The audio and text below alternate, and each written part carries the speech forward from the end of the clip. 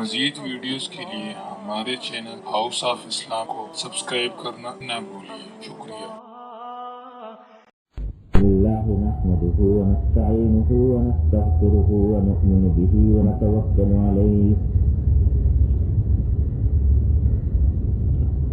ونعوذ باللہ من انفسنا ومن سیئات اعمالنا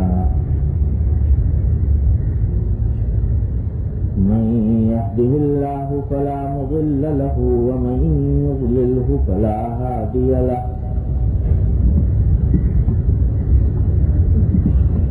وأشهد أن لا إله إلا الله وحده لا شريك له وأشهد أن سيدنا وسندنا ونبينا ومولانا محمدا عبده ورسوله صلى الله تعالى عليه وعلى آله وأصحابه وبارك وسلم تسليما كثيرا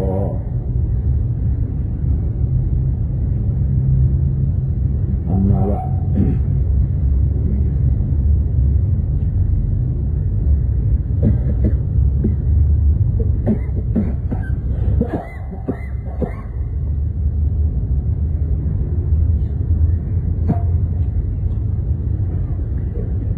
یہ ایک حدیث ہے حضرت فاروق اعظم رضی اللہ تعالیٰ عنہ سے مروی ہے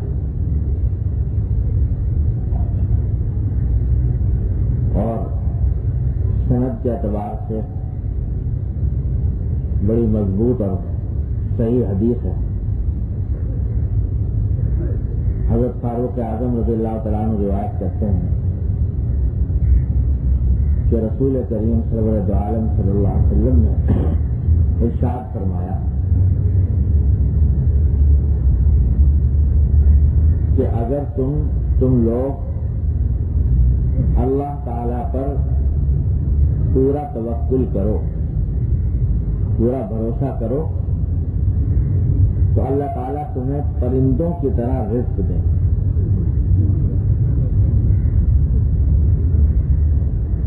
پرندوں کی طرح رزق دیں جو صبح کو بھوکے نکلتے ہیں اور شام کو پیٹ بھرے واپس آتے ہیں۔ تغدو خماصا وتروح بطانا۔ پرندوں کو دیکھو کہ کسی نے کوئی بینک بیلنس نہیں بنا رکھا، کسی نے کوئی اسٹور گودام نہیں کر رکھا غلے کا، روٹی کا، گوشت کا، اپنے کھانے پینے کے سامان کا۔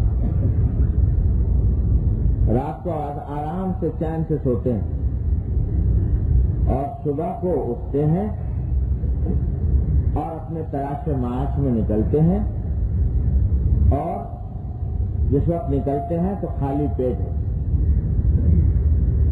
لیکن جب واپس آتے ہیں اپنے گھونسلوں میں تو سب کا پیٹ بھرا ہوا ہوتا ہے، کوئی بھوکا نہیں۔ یہ اللہ تبارک و تعالیٰ کا نظام ہے کہ اس نے تمام کائنات کی ہر مخلوق کو رزق پہنچانے کا انتظام کر رکھا ہے۔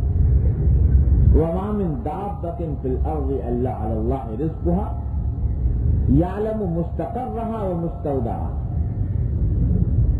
فرمایا کہ زمین پر چلنے والا کوئی جانور ایسا نہیں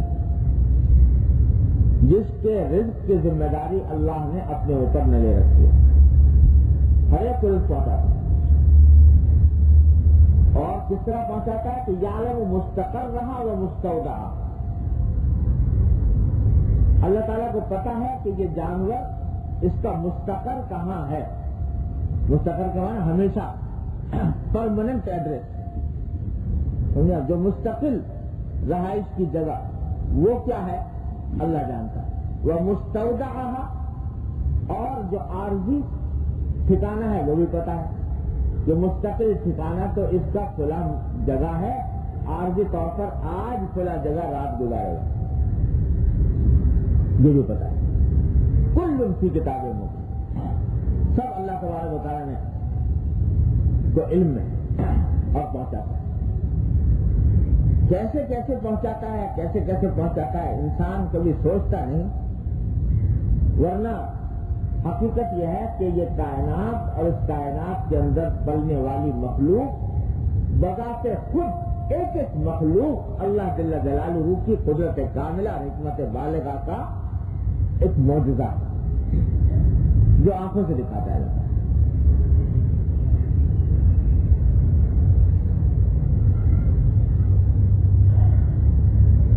یہ کسی صاحب نے پرچہ بھیجا ہے کہ اللہ کے نیک بندے نے گھر کا راستہ ہی بند کر دیا ہے، لہذا درخواست ہے کہ گاڑی نمبر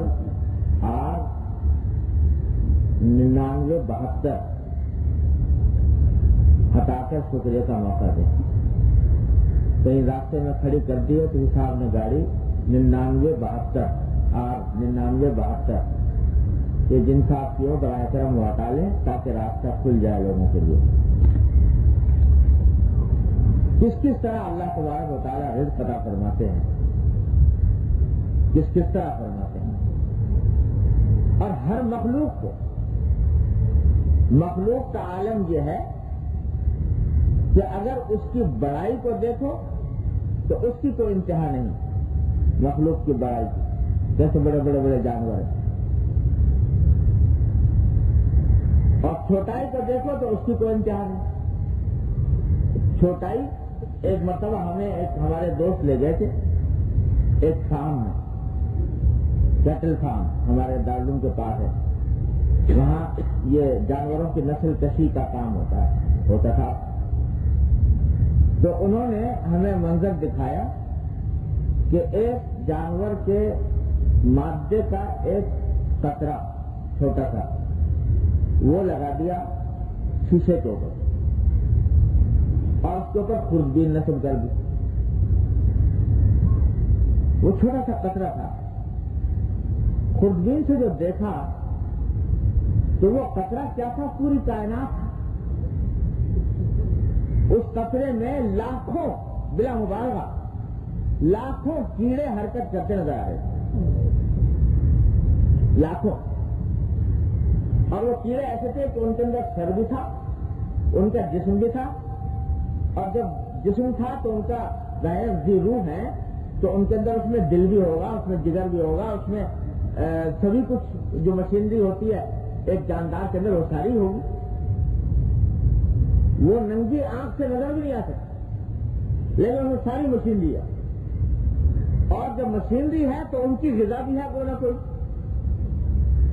غذائی کے بغیر تو زندہ رہ نہیں سکتے، لہذا اللہ تعالیٰ اس کو بھی غذا پہنچا رہا ہے. یعلم مستقر رہا اور مستودع. اور بڑائی کا عالم یہ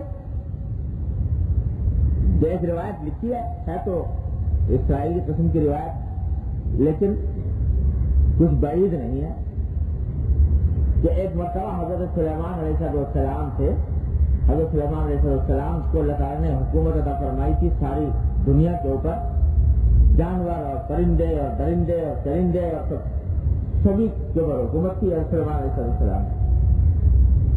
تو ایک مرتبہ حضرت سلیمان علیہ السلام نے اللہ تعالیٰ سے یہ عرض کیا کہ یا اللہ میرا دل چاہتا ہے کہ میں ایک مرتبہ آپ کی ساری مخلوق کی دعوت کروں،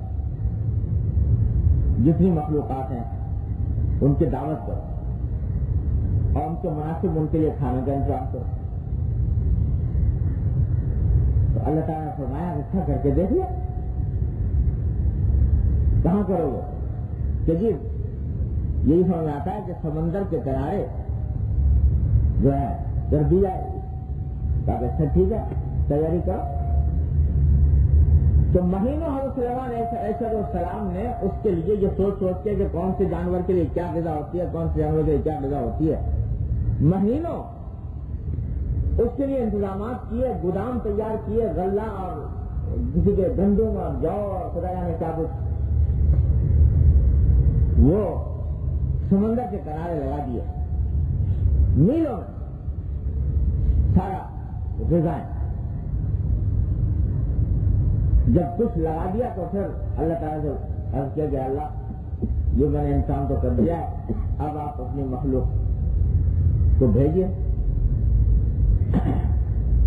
اللہ تعالیٰ کا اچھا ٹھیک ہے، تو ایک مخلوق کو پہلے بھیج دیتے ہیں۔ تو ایک مچھلی سمندر سے نکل کے آ گئی، اس کو کھلاؤ پہلے۔ وہ مچھلی کیا تھی؟ وہ پہاڑ تھی۔ خدا نے کتنی بڑی مچھلی ویل ہوگی، خدا نے کیا ہوگی، بڑی زبردست مچھلی۔ تو اس نے جناب جو سارا ذخیرہ لگایا تھا سمندر کے کنارے میلوں میں، تو ایک طرف سے جو اس نے کھانا شروع کیا تو کھاتی چلی گئی، کھاتی چلی گئی، کھاتی چلی گئی، یہاں تک کہ سارا ذخیرہ وہ اکیلی چک کر گئی اور کہنے لگی اور لاؤ۔ تو سلیمان علیہ السلام نے کہا بھائی یہ سارا ختم ہو گیا۔ تو کہنے لگی کہ میں اتنے سال سے پیدا ہوئی ہوں تو آج تک کبھی بھوکی نہیں رہی سوائے آج کے دن۔ اللہ نے ہر روز میرا پیٹ بھرتے ہیں، لیکن آج تمہاری دعوت کے چکر میں آ گئی تو اس کی وجہ سے آج بھوکی رہی۔ اللہ تعالیٰ نے فرمایا یہ ایک چیز تم کہتے ہو پوری مخلوق کی دعوت کرنے کا ارادہ، تو وما من دابۃ فی الارض الا علی اللہ رزقها یعلم مستقرها ومستودعها، اللہ تعالیٰ جانتے ہیں۔ اور دیکھو ان جانوروں کو دیکھو، ان کا بھروسہ کتنا کامل ہے اپنے رب کے اوپر۔ یہ اتنا کھانے والی مچھلی وہ اپنے واسطے ذخیرہ نہیں کرتی، وہ یہ نہیں چاہتی کہ میں سال بھر کا انتظام اکٹھا کر لوں۔ جانتی ہے جب صبح کو اٹھوں گی اور نکلوں گی تو میرا مالک بڑا رازق مجھے دے دے گا، میرے مطلب کے مطابق دے گا، اتنا بھروسہ کرتی ہے اللہ تعالیٰ کے اوپر۔ پرندے ہیں، ہر ایک کے لیے الگ غذا ہے، یہ بھی نہیں ہے کہ سب کے لیے ایک ہی قسم کی ہو، کوئی پتے کھاتا ہے، کوئی گوشت کھاتا ہے، کوئی دانے کھاتا ہے، کوئی کچھ کھاتا ہے۔ ہر ایک کے الگ ذوق ہے، ہر ایک کا الگ شوق ہے، ہر ایک کی الگ غذا ہے۔ لیکن کسی کو رات کے وقت میں فکر نہیں ہے سوتے وقت کہ صبح کو کیا کھاؤں گی۔ رات کو پرندے دیکھو یہ سب جا رہے ہیں ابھی اپنے آشیانوں کی طرف، اس وقت پیٹ بھرا ہوا ہے ان کا، اور ادھر آفتاب غروب ہوگا اور ادھر یہ آرام سے چین کی نیند سو جائیں گے۔ یہ فکر نہیں کہ صبح کو کیا ملے گا۔ جب صبح اٹھیں گے تو نکلیں گے، پتہ ہے نکلیں گے اور نکل کر اللہ تبارک و تعالیٰ کا۔ تو حضور اقدس نبی کریم سرور دو عالم صلی اللہ علیہ وسلم اس کی طرف توجہ دلا رہے ہیں کہ اگر تم اللہ پر حقیقی توکل کرنے لگو تو اللہ تعالیٰ اس طرح تمہیں رزق دیں جیسے کہ پرندوں کو رزق عطا فرمائے، کہ بھوکے نکلتے ہیں اور پیٹ بھرے واپس۔ لیکن ذرا غور کرو کیا مثال دی ہے نبی کریم صلی اللہ علیہ وسلم پرندوں۔ توکل کی حقیقت بھی بتا دی اور اس کا فائدہ بھی بتا دیا۔ توکل کی حقیقت یہ پرندوں کی مثال دی نا، تو جو لوگ سمجھتے ہیں کہ توکل اس کا نام ہے کہ ہاتھ پہ ہاتھ رکھ کے بیٹھ جائیں اور کوئی کوشش نہ کرے، ان کی بھی تردید ہو گئی کہ پرندے جو ہیں اگر اللہ تعالیٰ چاہتا تو گھونسلے میں پہنچا دیتا، جہاں پرندہ جس گھونسلے میں ہے وہاں پر پہنچا دیتا کہ نہیں، لیکن ان سے بھی یہ کہا کہ نہیں گھونسلے میں نہیں، باہر نکلنا پڑے گا۔ تو باہر نکلتے ہیں گھونسلوں سے تلاش میں، تغدو خماسن، صبح کے وقت میں خالی پیٹ نکلتے ہیں۔ اللہ تعالیٰ کی قدرت میں تھا وہیں پہنچا دیتا، وہ تکلیف کرنے کی ضرورت ہے، باہر وہیں پہنچا دیتا گھونسلے میں نہ۔ اللہ تعالیٰ نے فرمایا کہ توکل کے معنی یہ ہے کہ اپنی طرف سے ہاتھ پاؤں ہلاؤ، اپنی طرف سے حرکت کرو، اور جب حرکت کرو تو اس وقت یہ اللہ پر بھروسہ رکھو کہ جب میں حرکت کروں گا تو اللہ تعالیٰ میرے مناسب مجھے عطا فرمائے گا۔ یہ ہے توکل. نہ یہ کہ ہاتھ پہ ہاتھ رکھ کے بیٹھ جائے آدمی اور کہے کہ میرے پاس خود آ جائے گا. یہ نہیں. تغدو فی ماسا، صبح کے وقت میں نکلتے ہیں جانور، تلاش رزق میں نکلتے ہیں. تو مثال یہ دی کہ ایسے ہی تم بھی نکلو، لیکن بھروسہ اللہ پر رکھو. بھروسہ اس پر نہیں کہ فلاں کے پاس جاؤں گا اور وہاں سے مجھے پیسے مل جائیں گے اور فلاں کے پاس جاؤں گا وہاں سے مل جائیں گے. بھروسہ اللہ پر رکھو کہ میں جا تو رہا ہوں لیکن دینے والا ذرا حقیقت اللہ کو رہا ہے. یہ ہے توکل. تو جب تم پھر دوسری بات کیا کہ توکل یہ کہ انشاءاللہ ملے گا، اور بہت لمبی چوڑی امیدیں باندھنے اور منصوبے باندھنے کی ضرورت نہیں. جس نے آج دیا وہ انشاءاللہ کل بھی دے گا.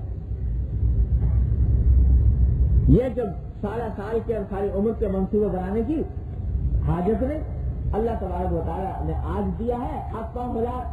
اللہ تعالیٰ نے فرمایا تھا آپ میں آپ پاؤں ہلاؤ، ہم نے ہلائے اور دے دیا اس نے. دوسرا یہ کہ ہاتھ پاؤں بھی ہلاؤ جائز طریقے. یہ سمجھو کہ صاحب ہاتھ پاؤں میں آگے جب تک حرام کام نہیں کروں گا، جھوٹ نہیں بولوں گا، دھوکہ نہیں دوں گا، فریب نہیں کروں گا، اس وقت تک مجھے نہیں ملے گا. سارے پرندے سے سبق لو کہ وہ اللہ پر بھروسہ کر کے نکلتا ہے اور اللہ اس کو دیتا ہے.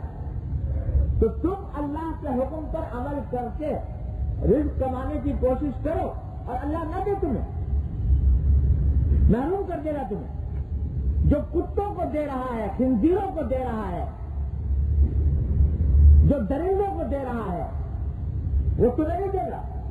جب تم اللہ کی شریعت پر عمل کرنے کے لیے نکلو گے تمہیں نہیں دے گا، بھوکا رکھے گا تم. کیسی بدگمانی کرتے ہو اللہ تبارک و تعالیٰ کے ساتھ. یہ سوچ کر کہ صاحب اگر سود چھوڑ دیا تو ہماری آمدنی بند ہو جائے گی، اگر ہم نے رشوت چھوڑ دی تو آمدنی بند ہو جائے گی، جھوٹ اور فریب چھوڑ دیا تو آمدنی بند ہو جائے گی. یہ اللہ تعالیٰ کے ساتھ بدگمانی ہے. اس بدگمانی ہی کو ہٹانے کے لیے سرکار دو عالم صلی اللہ علیہ وسلم یہ فرما رہے ہیں کہ پرندوں سے سبق لو، اس طرح وہ اللہ تبارک و تعالیٰ کے راستے میں اس طرح نکلتے ہیں اور اس طرح ان کو پیٹ بھرتے ہیں. ہاں ایک بات سمجھ لو، پیٹ بھرنے کا تو ہے وعدہ، رزق دینے کا وعدہ ہے، لیکن یہ تعیشات اور ٹپ ٹاپ کا وعدہ نہیں ہے. یہ نہیں ہے کہ تم نے اپنی طرف سے ایک اونچا معیار مقرر کر لیا، ذہن میں بٹھا لیا کہ ایسا بنگلہ ہونا چاہیے اور ایسی کار ہونی چاہیے اور ایسا فرنیچر ہونا چاہیے اور ایسے قالین ہونے چاہیے، اور پھر کہو کہ صاحب یہ تو ملتا نہیں. تو یہ بات تو نہیں، لیکن ہاں بھوکا رکھنے سے اللہ تعالیٰ نے تمہیں گارنٹی لیا کہ بھوکے انشاءاللہ نہیں رہو گے. اور شروع میں ہو سکتا ہے کہ کچھ ان تعیشات کی قربانی دینی پڑے، لیکن بالآخر یاد رکھو راحت اور سکون ان تعیشات کے اسباب کا نام نہیں. راحت اور سکون دل کے اور ضمیر کے اطمینان کا نام. کوٹھی بنگلے بنا لو، دیوار سے دیوار تک قالین سجا لو، 10 تارے اپنے ساتھ رکھ لو، نوکر اپنے گھروں کے اندر رکھ لو، لیکن دل میں سکون نہ ہو، قرار نہ ہو، ضمیر میں بے اطمینانی ہو، تو یہ سارے اسباب بیکار ہیں، ان کی کوئی حقیقت نہیں. اور جھونپڑا ہو اور کھجور کی چٹائی ہو اور دال روٹی ہو، لیکن اللہ تبارک و تعالیٰ اطمینان ضمیر کا عطا فرمائے تو وہ 1000 درجہ بہتر ہے ان کوٹھی بنگلوں جو اللہ تعالیٰ عطا فرماتے ہیں ضمیر کا اطمینان و سکون. تو اس واسطے حدیث کا جو سبق ہوا وہ یہ کہ حلال طریقے پر اکتفا کرتے ہوئے جد و جہد کرو، اور اس جد و جہد کے اندر بھروسہ رکھو اللہ تبارک و تعالیٰ پر کہ وہ عطا فرمائیں گے، ضرور عطا فرمائیں گے. جب یہ رکھو گے تو انشاءاللہ تمہیں رزق ملے گا اور پورا ملے گا. تجربہ یہ ہے تھوڑی تھوڑی آزمائشیں بھی ہوتی ہیں شروع میں, لیکن اللہ جل جلالہ پھر نوازتے ہیں اور دوسروں سے اچھا عطا فرماتے ہیں اگر آدمی حلال سے اہتمام کر لیتے ہیں. اللہ تعالیٰ ہم سب کو صفات کی طرح. تو حضرت فرماتے ہیں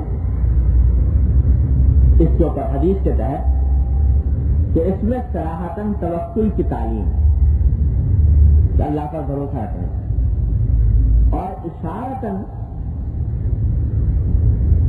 کسب معاش میں اعتدال کی ترغیب ہے. کہ ہاتھ پر ہاتھ رکھ کے بھی نہیں بیٹھنا اور اتنا انہماک بھی نہیں کہ صبح سے لے کر شام تک اور شام سے لے کر صبح تک سوائے دنیا کمانے کے اور کوئی خیال ہی نہیں آتا اور کوئی کام ہی نہیں, بلکہ اعتدال کے ساتھ آدمی چلے, اپنا جو فرائض ہے وہ بھی ادا کرے اور اللہ پر بھروسہ رکھے, انہماک اور دن رات اس میں لگے رہنے سے محفوظ رکھے اپنے آپ کو. بس اعتدال, کیونکہ پرندوں کی یہ آمد و رفت صبح و شام کی یہ بھی صحیح ہے, جد و جہد ہے طلب معاش میں.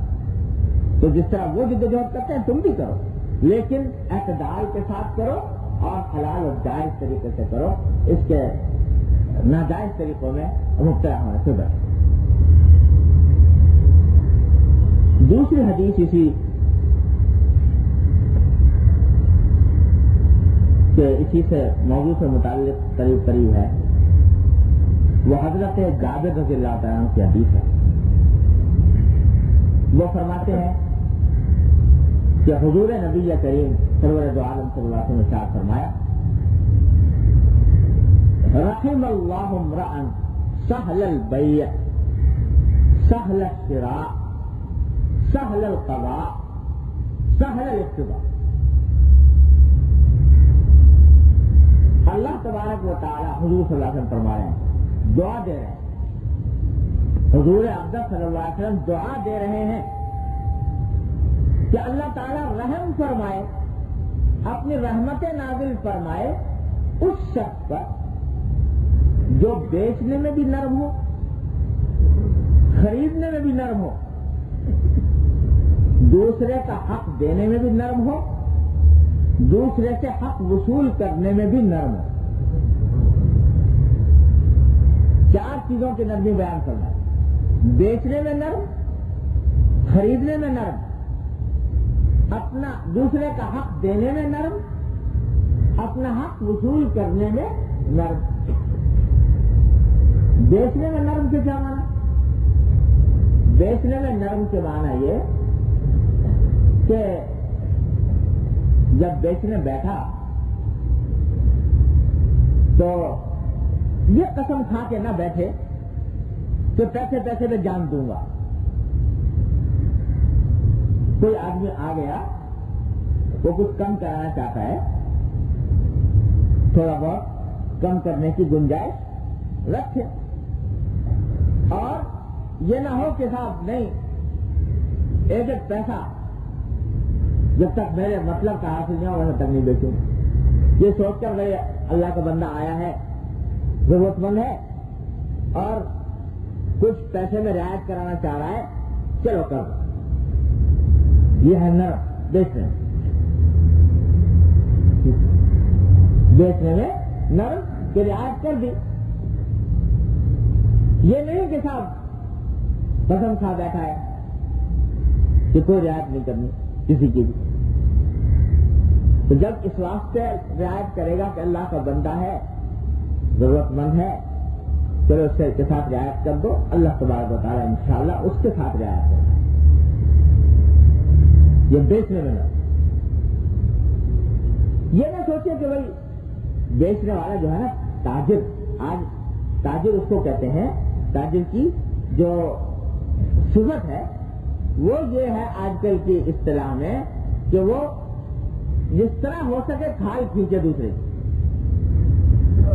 جس طرح ہو سکے زیادہ پیسہ کمائے. مسلمان تاجر کی یہ خصوصیت نہیں.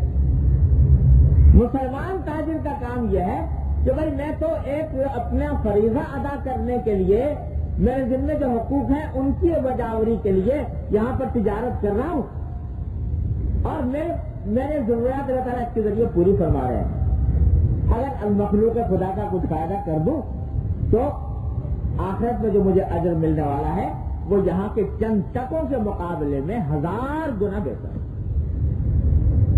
دیکھو میں سب سے دوسری بار 1963 میں سعودی عرب گیا، اس وقت ہوش کے عالم میں پہلی بار جانا ہوا تھا۔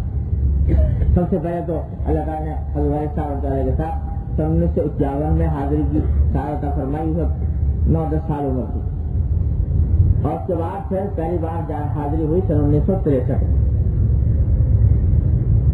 اس وقت 1963 میں اور آج میں بھی اگر آدمی دیکھے تو زمین و آسمان کا فرق نظر آتا ہے ماحول میں۔ اس وقت کا نقشہ آج جا کر اس کی پتھائیں بھی نظر نہیں آتی تھیں جو 1963 میں مناظر دیکھے تو وہاں مجھے ایک صاحب نے جو وہیں پر مقیم سے مقام کر رہا ہے، انہوں نے اپنا قصہ سنا اسی زمانے کا۔ کہنے لگے کہ یہاں یہ عالم ہے لوگوں کا کہ میں ایک مرتبہ سوق مدعا جو مکہ مکرمہ میں جو مستقم بازار ہے اس میں کپڑے وپڑے کی دکان تھی، تو کپڑا خریدنے کے لیے ایک دکان پر گیا، ایک کپڑا پسند آ گیا اور میں نے اس سے دام پوچھے، دام بھی مناسب معلوم ہوئے۔ میں نے کہا بھائی دے دو، جتنا میں نے مطلوب تھا اتنا اس سے کہہ دیا کہ دام۔ تو اس نے کہا کپڑا پسند ہے کہ جی، دام ٹھیک ہے کہ ٹھیک۔ ایسا کریں کہ آپ یہ برابر سامنے جو میرے دکان ہے یہاں پر چلے جائیں اور وہاں سے یہ کپڑا آپ لے لیں، اسی دام میں مل جائے گا۔ اگر معاملہ تمہارا سے ہوا وہاں کیوں جاؤ، اس سے جا کے کیوں؟ تو بھائی اس سے آپ کو کیا غرض؟ میں آپ سے کہہ رہا ہوں کو کپڑا چاہیے، یہی کپڑا چاہیے، اسی دام میں چاہیے، مل جائے گا آپ کو، جا کے لے لیجیے وہاں سے۔ میں تو معاملہ تمہارے ساتھ ہوا، پتہ نہیں وہ دام پہ دے نہ دے، نہیں میں گارنٹی دیتا ہوں دے دے گا آپ کو دام۔ نہیں جب تک مجھے بتا پہلے تم کیوں نہیں دے رہے؟ اس نے جب بہت ضد کی تو کہا کہ بھائی تمہیں اس سے کیا غرض، کیوں میں ایسا کہہ رہا ہوں، جاؤ لے لو۔ کہا نہیں جاؤں گا جب تک تم مجھے بتا دینا۔ تو اس نے کہا بھائی بات اصل میں یہ ہے کہ میں اسے دوپہر کا وقت ہے، وہ 11-11:30 بجے کا وقت ہے، صبح سے میرے پاس 8-10 گاہک آ چکے ہیں، میری اچھی خاصی بکری ہوتی تھی۔ یہ میرا ساتھی جو سامنے بیٹھا ہے، میں دیکھ رہا ہوں صبح سے اس کے پاس کوئی گاہک نہیں آیا، اس کے بعد صبح سے کوئی گاہک نہیں آیا، تو اس واسطے میں یہ چاہتا ہوں کہ یہی کپڑا موجود ہے، تم جا کے وہاں سے خرید لو، اس کی بھی بکری ہو جائے گی بیچارے کی۔ تو کہتے ہیں کہ میں اس کی بات سن کے حیران رہ گیا، ہندوستان سے گیا تھا، تو ہندوستان پاکستان سے گیا تھا، اس بات کو سن کے حیران رہ گیا کہ یہ تاجر ہے یا کوئی فرشتہ ہے جو اتر آیا تھا،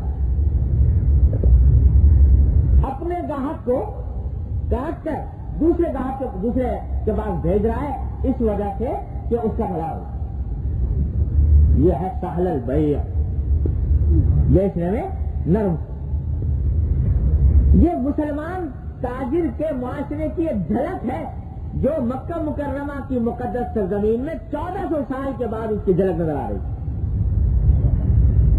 تو 1400 سال پہلے جب سرکار دو عالم صلی اللہ علیہ وسلم اس دنیا میں تشریف فرما تھے، یا جب خلفائے راشدین کا زمانہ تھا، اس وقت کیا عالم ہوگا مسلمان تاجر کا، اس کا اندازہ ہے یہ پتا۔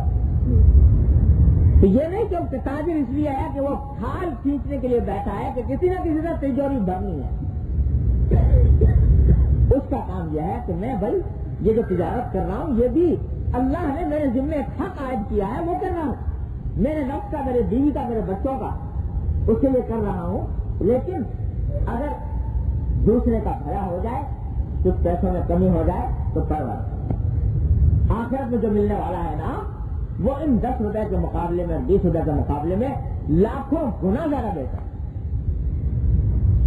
یہ ہے سہل البیع. فرمایا سہل الشراء. اسی طرح خریداری میں بھی نرم. خریداری میں نرم کے کیا معنی؟ خریداری میں نرم کے معنی یہ کہ بھائی ایک چیز خریدنے آپ پیسے پر جان دینے کی فکر میں. اگر کم نہ کرایا تو یہ سمجھتے ہیں کہ ہم نے نقصان کیا یا خریداری کا حق ادا نہیں. ارے بھائی چلو زیادہ یہی ہے نا کہ 1 روپیہ 2 روپیہ تمہارے زیادہ نکل گئے، لیکن یہ فضول کی جھجک اور یہ بحث مباحثہ دکاندار کے ساتھ ضرور کم کرو، اس کے پیچھے پڑ رہے ہیں، اس کے اوپر ایک دباؤ ڈال رہے ہیں کہ ضرور کم کرو ہر قیمت. یہ دباؤ ڈالنا اور بہت زیادہ فضول کی جھجک کرنا، اپنا بھی وقت خراب کر رہے اس کو بھی کرے. ارے بھائی اگر تمہارے اس میں دائرے میں آتا ہے لینا لے لو، نہیں آتا مطلب چلے گا. بحث مباحثہ زیادہ کرنے کی حاجت نہیں، اور اس کے نتیجے میں تمہیں اس کے اوپر دباؤ ڈالنے کی حق نہیں پا. اس کا پھر آخر میں فرق کرو، اگر تم نے بہت ہی دباؤ ڈالا، بہت دباؤ ڈالا یہاں تک کہ بیچارہ زچ ہو کے مجبور ہو کے اسے دے دیا کم قیمت، دل اندر سے دکھتا ہے اس کا کہ میرا تو دل نہیں چاہ رہا تھا کہ دینے کو، مگر یہ پیچھے پڑ گیا آدمی، یہ ڈلتا ہی نہیں کسی قیمت. تو اگر فرض کرو کہ دکھے ہوئے دل کے ساتھ اس نے قیمت کم کر دی تو وہ قیمت کی کمی تمہارے لیے حلال نہیں. کیوں؟ اس لیے کہ حضور اکرم صلی اللہ علیہ وسلم نے فرمایا لا یحل مال امرئ مسلم الا بطیب نفس منہ. کسی مسلمان کا مال اس کی خوشدلی کے بغیر حلال نہیں. اگر مجبور ہو کر تمہارے اصرار سے مجبور ہو کر دکھے ہوئے دل کے ساتھ اس نے کمی کر بھی دی تو حلال نہیں تمہارے لیے، وہ کمی حلال ہے. اور جب حلال نہیں تو برکت بھی نہیں ہوگی. اس کے برخلاف اگر تم نے بھائی 2-4 مرتبہ کم کرا کے دیکھ لو، اگر نہیں تمہارا دل چاہتا اتنی قیمت میں خریدنے کو مت خریدو، جاؤ چھٹی کرو. باقی بحث مباحثہ اور اس کے اوپر دباؤ ڈالنا یہ اسلامی اخلاق کا تقاضا ہے. سہل الشراء، خریداری میں نرم، کیونکہ یہ عادت بڑھ گئی ہے ہمارے یہاں معاشرے میں کہ یہ بھاؤتاؤ کا ایک سلسلہ جو ہے وہ لامتناہی ہے، اور لامتناہی سلسلے کی وجہ سے دکاندار بھی سمجھ گیا وہ 10 گنی قیمت پہلے بتائے گا تاکہ کسی نہ کسی طرح وہ کم ہوا کے پھر بھی پڑتا کھا جائے. تو مزاج ایسا بنا. پہلے زمانے میں جو میں سعودی عربی کی بات کرتا ہوں، وہاں جب جایا کرتے تھے تو کبھی یہاں سوال ہی نہیں تھا یہ بھاؤتاؤ کا. وہ کہہ دیا اس نے تو بس ہو گیا، وہ اسے کم جاتی کا سوال نہیں تھا. اب ماشاءاللہ ہماری پاکستانی مخلوق پہنچ گئی وہاں، تو اس نے یہ مزاج بنا دیا کہ اب کچھ بھروسہ نہیں ہوتا کہ کتنا اصل قیمت کیا ہے اور کتنی قیمت وہ دے رہا ہے. لیکن اصل جو مطلوب ہے نبی کریم صلی اللہ علیہ وسلم کو وہ یہ کہ آدمی نرم ہو، دینے میں بھی نرم، لینے میں بھی نرم، اور زیادہ بحث مباحثہ نہ کرے، پیسے پر جان دینے کی فکر ہے. پھر ایک تو ہوتا ہے بیچارہ غریب محتاج، وہ اگر اس کے پاس پیسے نہیں ہیں اور وہ جا کر کے میرے پاس تو اتنے ہی ہے، تمہیں دے سکو دے دو. لیکن اچھا خاصا دولت مند آدمی ہے، امیر آدمی ہے، پیسے کی کوئی کمی نہیں ہے، اور اگر 1-2 روپیہ فرض کرو زیادہ چلا بھی گیا تیرا اور فضول کی جھجک سے بچ گیا، بحث و باسے سے بچ گیا، تو اللہ تبارک و تعالیٰ کے ہاں اس کا بڑا انعام تمہیں ملنے والا ہے انشاءاللہ. اس کی فکر کرو، نہیں ہے کہ بہت ضائع کرنا. آگے فرمایا دوسرے کا حق دینے میں نرم. اپنے اوپر حق واجب ہے، کسی کا قرضہ لے لیا مثلا، تو اس کوشش میں ہے کہ جلدی سے جلدی جس طرح ہو سکے یہ قرضہ میں اس کا ادا کر دوں، چاہے اس کی طرف سے مطالبہ نہ ہو. لیکن میں کسی یا کسی طرح جلدی سے جلدی اس کا حق ادا کر دوں. یہ سہل القضا. اور چوتھا بتایا کہ اپنا حق وصول کرنے میں نرم. میرا حق دوسرے کے ذمہ واجب ہے، قرضہ ہے، تو اس کے وصول کرنے میں نرم. یعنی یہ نہیں کہ اس کے لیے بلائے بے گرما بنا ہوا ہے صبح شام،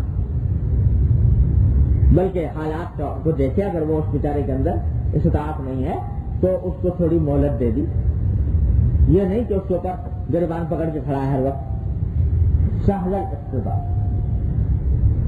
تو خلاصہ کیا کہ اس کا اگر دیکھو یہ حدیث جو ہے کہ بھائی بیچتے وقت بھی نرمی کا معاملہ کرو، خریدتے وقت بھی کرو، اپنا حق دوسرے کا حق دیتے ہوئے بھی اور اپنا حق وصول کرتے ہوئے.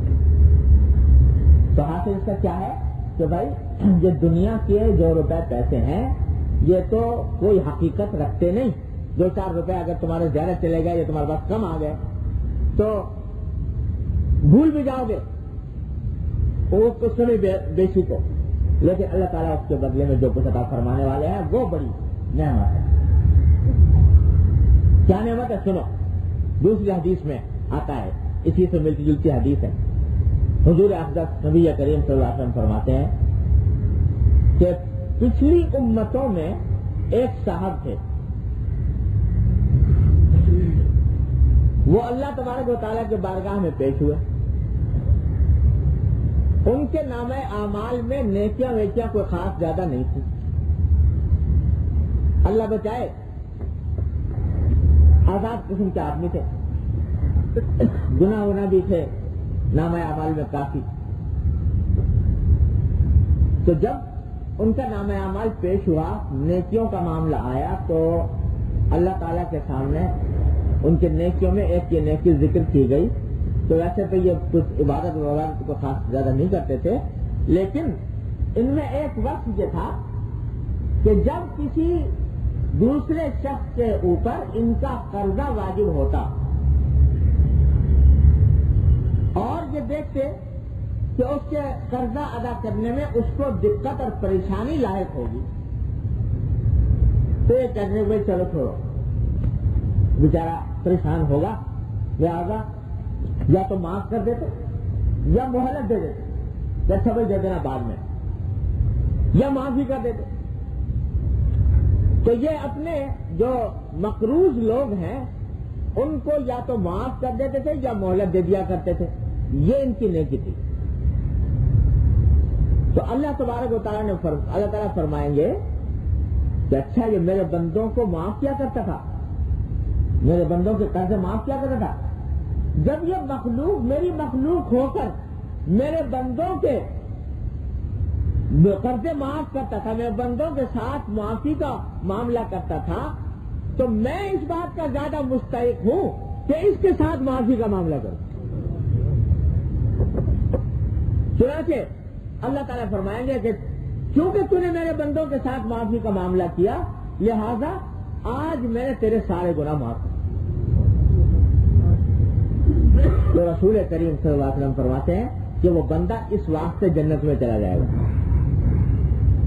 اور اس کے گناہوں کی مغفرت ہو جائے گی کہ وہ اللہ کے دوسرے بندوں کے ساتھ نرمی کا برتاؤ کرتا تھا اپنے حقوق وصول کرنے میں اور اپنے قرضے دوسروں کو معافی کا معاملہ کر دیا کرتا تھا، اس لیے مغفرت ہو جائے.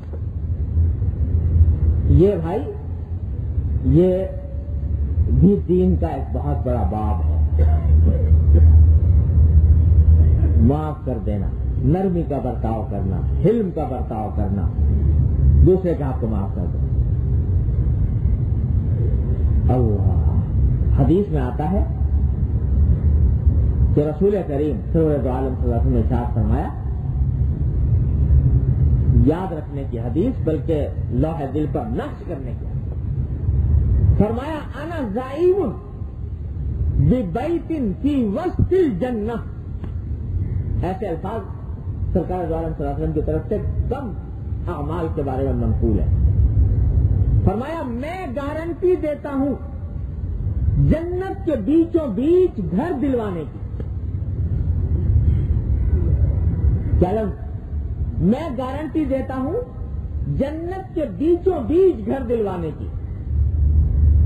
یہ گارنٹی میری تمہاری نہیں، نبی کریم سرور دو عالم صلی اللہ علیہ وسلم کی، کہ جس گارنٹی میں کوئی احتمال پورا نہ ہونے کا ممکن ہی نہیں. میں گارنٹی دیتا ہوں جنت کے بیچوں بیچ گھر دلوانے کی. کس کو؟ فرمایا لمن ترک المراء وهو محق، اس شخص کو جو حق پر ہونے کے باوجود جھگڑا چھوڑا. حق پر تھا اور اگر چاہتا تو اپنا حق وصول کر لیتا، لیکن یہ سوچا کہ بھائی حق وصول کرنے کے لیے جھگڑا کرنا پڑے گا، مقدمہ بازی کرنی پڑے گی، لڑائی جھگڑا ہوگا، بات بڑھے گی، چلو چھوڑ کے لگا. اللہ کے لیے چھوڑ دیا جھگڑا باوجود حق پر ہونے. سرکار فرماتے ہیں صلی اللہ علیہ وسلم کہ ایسے شخص کو میں جنت کے بیچوں بیچ گھر دلوانے کا ذمہ دار ہوں، گارنٹی لیتا. اب بتاؤ اس سے بڑی گارنٹی کیا ہوگی؟ اپنا حق آدمی چھوڑ دے اللہ کے لیے. تو یہ معمولی بات نہیں، اور یہ درحقیقت اسلامی اخلاق اور اسلامی آداب اور نبی کریم صلی اللہ علیہ وسلم کی سیرت اور سنت کا ایک اہم باب ہے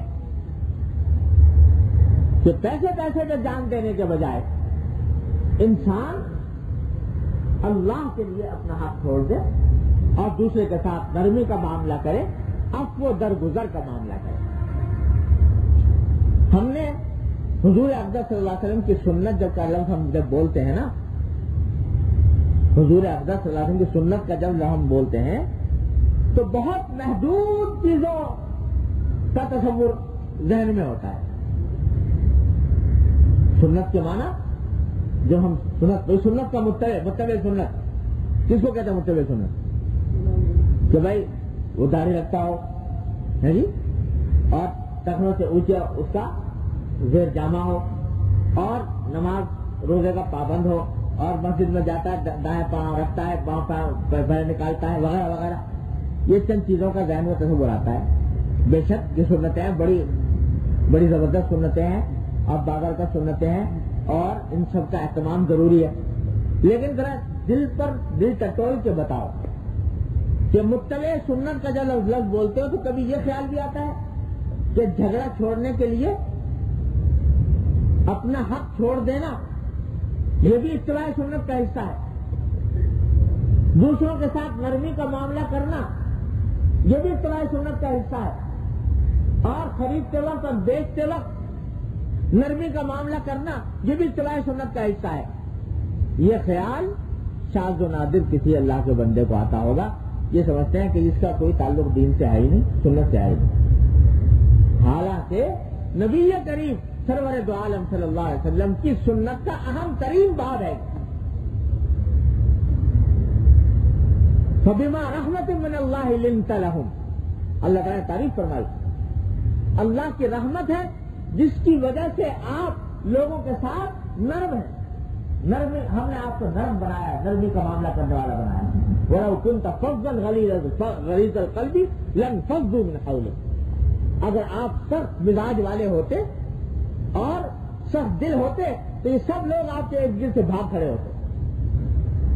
یہ اللہ تعالیٰ نے حضور اقدس صلی اللہ علیہ وسلم کی تعریف کرنا. تو آپ کی سنت اور سیرت کا اہم باب ہے نرمی، نرم خوئی، عفو درگزر، حلم، دوسروں کے ساتھ نرمی کا برتاؤ. یہ سارا کا سارا سرکار دو عالم صلی اللہ علیہ وسلم سے اتباع سنت کا حصہ ہے. مگر اتباع سنت کا لفظ جب ہم بولتے ہیں آج کل عام طور سے تو یہ چیزیں ذہن میں نہیں آتی. چند چیزوں کا نام رکھیے اتباع سنت. اتباع سنت کا یہ حصہ آپ نے دعا فرمائی اللہم اکرمنی بالعلم وزیننی بالحلم. اے اللہ مجھے علم کی سے مجھے عزت عطا فرمائیے اور حلم کی زینت عطا فرمائیے، نرم خوئی کی، لوگوں کے ساتھ نرمی کا برتاؤ کریں. حضرت عائشہ صدیقہ رضی اللہ تعالیٰ عنہا نے کسی برے آدمی کے لیے ذرا لفظ سخت استعمال کر لیا. حضرت رسول کریم صلی اللہ علیہ وسلم نے فرمایا کہ سخت لفظ استعمال نہیں کریں. اور پھر فرمایا کہ ماں دخل الرزق فی شیء الا زانہ وما نزع من شیء الا شانہ. نرمی جس چیز میں بھی داخل ہوگی اس کو زینت بخشے گی، اور جس چیز سے بھی نکال لی جائے گی اس کو عیبدار بنائے گی. یہ سرکار دو عالم کا بیٹھا. تو بھائی اپنے صبح سے شام تک کی زندگی میں سرکار دو عالم صلی اللہ علیہ وسلم کی سنت کی اتباع کی نیت سے نرمی کا معاملہ کرو. اللہ کے مخلوق کے ساتھ نرمی کا برتاؤ کرو. جتنی مرتبہ نرمی کا برتاؤ کرو گے اتباع سنت کا ثواب حاصل ہوگا. اس لیے کہ اتباع سنت کی نیت سے کر رہے ہو، اس کا ثواب حاصل ہوگا. اور اس کے بدلے میں انشاءاللہ وعدہ ہے اللہ تبارک و تعالیٰ کا کہ جب جو میری مخلوق کے ساتھ نرمی کرتا ہے میں اس کے ساتھ آخرت میں نرمی کروں. اتباع سنت کے ساتھ یہ کام کرنے کی کوشش کریں. اللہ تبارک و تعالیٰ آپ کی رحمت سے مجھے بھی آپ کو بھی اس پر عمل کی توفیق عطا فرمائے. اللهم صل على سيدنا مولانا محمد وعلى ال محمد كما صليت على ابراهيم وعلى ال ابراهيم انك حميد مجيد. ربنا ظلمنا انفسنا وان لم تغفر لنا وترحمنا لنكونن من الخاسرين. ربنا آتنا في الدنيا حسنة وفي الآخرة حسنة وقنا عذاب النار. یا ارحم الراحمین اپنے فضل و کرم و رحمت سے ہمارے تمام گناہوں کو معاف فرما. یا اللہ ہمارے اعمال و اخلاق کی اصلاح فرما. یا اللہ ہم سیدھے راستے پر چلنے کی توفیق عطا فرما. یا ارحم الراحمین ہمیں اتباع سنت کی توفیق کامل و راستے عطا فرما. یا اللہ اپنے فضل و کرم سے ہمیں اتباع سنت کی توفیق کامل و راستے عطا فرما. یا اللہ ہر طرح کے شر سے، ہر طرح کے فتنے سے، ہر طرح کے فساد سے، حادثات اور سانحات سے ہماری حفاظت فرما. یا اللہ ہر طرح کی معصیتوں سے، منکرات سے ہمارے گھر والے متعلقین احباب سب کی حفاظت فرما. یا ارحم الراحمین تمام حاضرین و حاضرات کو ان کے تمام جائز مقاصد میں کامیابی عطا فرما. یا اللہ ہم میں جو لوگ بیمار ہیں انہیں شفا کامل و عاجل عطا فرما. یا اللہ جو تنگست ہیں ان کی تنگستی کو دور فرما. جو مقروض ہیں ان کے قرضوں کی ادائیگی کا سامان فرما. جو مشکلات سے دوچار ہیں ان کے مشکلات کو آسان فرما. یا اللہ جو پریشان حال ہیں ان کی پریشانیوں کو رفع فرما. یا ارحم الراحمین جن جن لوگوں نے ہم سے دعا کے لیے کہا ہے اپنی رحمت سے ان سب کی دلی مرادوں کو پورا فرما. یہ 2 صاحبان نے پرچے بھیجے ہیں، عبدالستار خان صاحب اور اقبال احمد صاحب دونوں بیمار ہیں. یا اللہ اپنی رحمت سے ان کو صحت و عافیت کاملہ عاجلہ مستمرہ عطا فرما. یا اللہ ان دونوں کو صحت و عافیت کاملہ عاجلہ مستمرہ عطا فرما. اور یا اللہ ہمارے اس مجمع میں اور اس مجمع کے متعلقین میں اور لوگ بھی جو بیمار ہیں اپنی رحمت سے ان کو شفا کاملہ عاجلہ فرما. یا اللہ ان کو عافیت کاملہ عاجلہ مستمرہ عطا فرما. اللهم انا نسألك من خير ما سألك من عبدك ونبيك محمد صلى الله عليه وسلم ونعوذ بك من شر ما استعاذ من عبدك ونبيك محمد صلى الله عليه وسلم. ربنا تقبل منا انك انت السميع العليم وتب علينا انك انت التواب الرحيم. وصلى الله تعالى على خير خلقه محمد واله وصحبه اجمعين امين برحمتك يا رب. فاستجبنا له ونجيناه من الغم وكذلك ننجي المؤمنين. وزكريا إذ نادى ربه رب لا تذرني فردا وأنت خير الوارثين. فاستجبنا له ووهبنا له يحيى وأصلحنا له زوجه إنهم كانوا يسارعون في الخيرات ويدعوننا رغبا ورهبا وكانوا لنا خاشعين. والتي أحصنت فرجها فنفخنا فيها من روحنا وجعلناها وابنها آية للعالمين. إن هذه أمتكم أمة واحدة وأنا ربكم فاعبدون. وتقطعوا أمرهم بينهم كل إلينا راجعون. فمن يعمل من الصالحات وهو مؤمن فلا كفران لسعيه وإنا له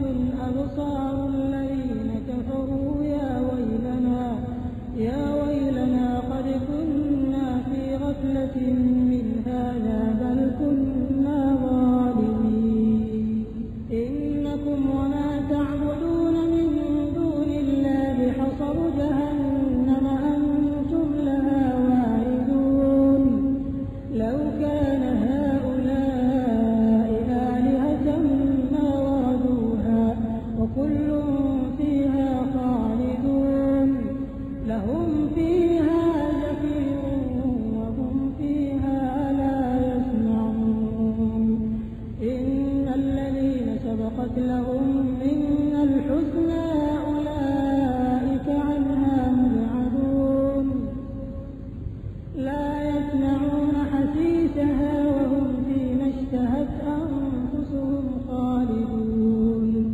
لا يحزنهم الفزع الأكبر وتتلقاهم الملائكة هذا يومكم الذي كنتم توعدون يوم نطوي السماء كطي السجل للكتب كما بدأنا أول خلق نعيده وعدا علينا إنا كنا فاعلين ولقد كتبنا في الزبور من بعد الذكر أن الأرض يرثها عبادي الصالحون إن في هذا لبلاغا لقوم عابدين وما أرسلناك إلا رحمة للعالمين قل إنما يوحى إلي أنما إلهكم إله واحد فهل أنتم مسلمون فإن تولوا فقل آذنتكم على سواء وإن أدري أقريب أم بعيد ما توعدون إنه يعلم الجهر من القول ويعلم ما تكتمون وإن أدري لعله فتنة لكم ومتاع إلى حين مزید ویڈیوز کے لیے ہمارے چینل ہاؤس آف اسلام کو سبسکرائب کرنا نہ بھولیے. شکریہ.